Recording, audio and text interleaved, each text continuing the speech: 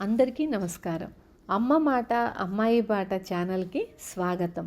The secret రహస్యం. దీనిలో మనకి ఒకదానికి సంబంధించిందే పనికొస్తుంది అనేది లేదు.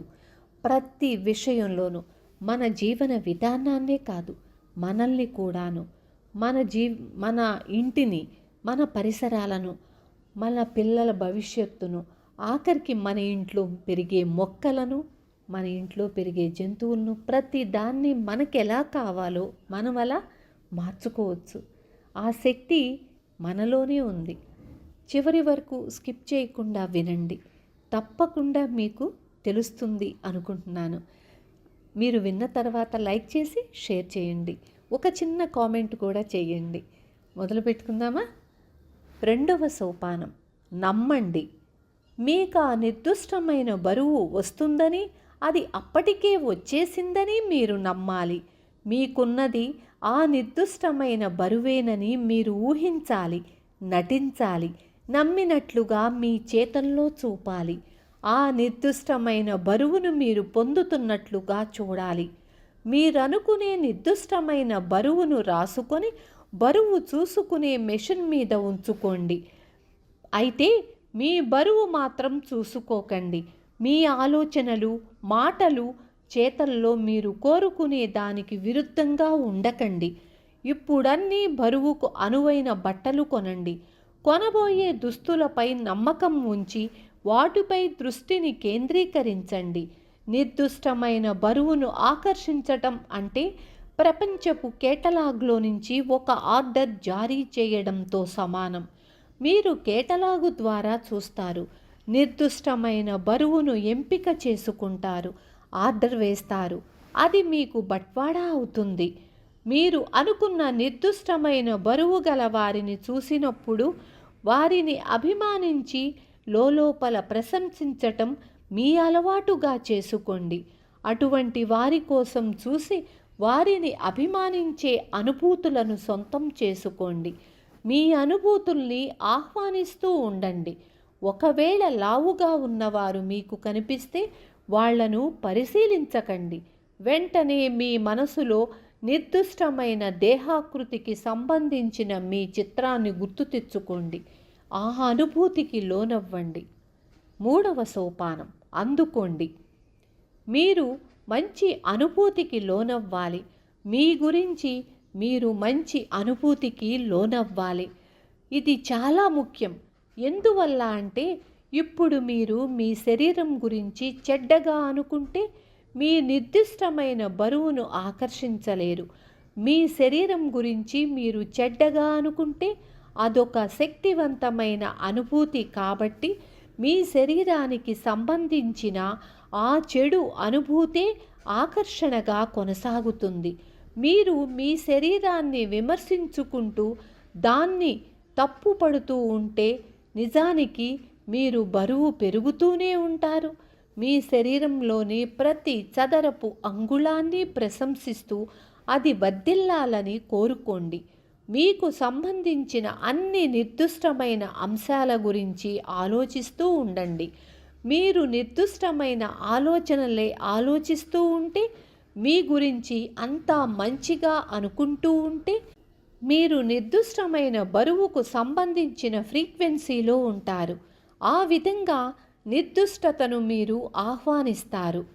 వాలెస్ వాటిల్స్ తను రాసిన ఓ పుస్తకంలో తినడం గురించి ఓ అద్భుతమైన చిట్కా చెప్పారు.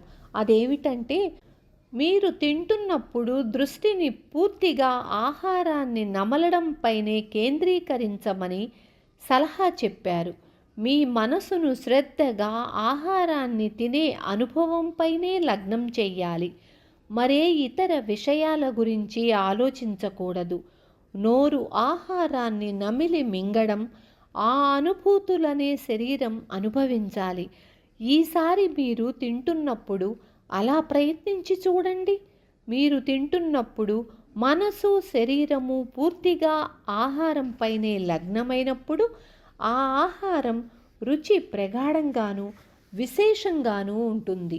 మనసు ఇతర విషయాలపై మళ్ళినప్పుడు ఆ రుచి అనేది అలాగే అదృశ్యమైపోతుంది. ఈ విషయంలో నేను నిర్ధారణకు వచ్చాను. మనం కానీ ఆహారాన్ని శ్రద్ధతో తినగలిగితే, తినడంలోని ఆనందానుభూతిపై మనసును లగ్నం చెయ్యగలిగితే, అప్పుడు ఆ ఆహారాన్ని మనం నిర్దిష్టంగా జీర్ణించుకోగలుగుతాము. శరీరంలో ఆ ఫలితం కూడా నిర్దిష్టంగా ఉంటుంది. అందువల్ల నా బరువు గురించిన కథకు ముగింపు ఏమిటంటే, ఇప్పుడు నా నిర్దిష్టమైన 116 పౌండ్ల బరువును అదే స్థాయిలో కొనసాగిస్తూ నేను కోరుకున్నవి తినగలుగుతున్నాను. అందువల్ల మీ నిర్దిష్టమైన బరువుపైకి దృష్టిని కేంద్రీకరించండి. ఎంతకాలం పడుతుంది? డాక్టర్ జో విటాల్. జనం కుతూహలంగా అడిగే మరో అంశం, ఈ కారు, ఈ బంధుత్వం లేదా డబ్బు ఇవి సమకూర్చుకోవడానికి ఎంతకాలం పడుతుంది అని.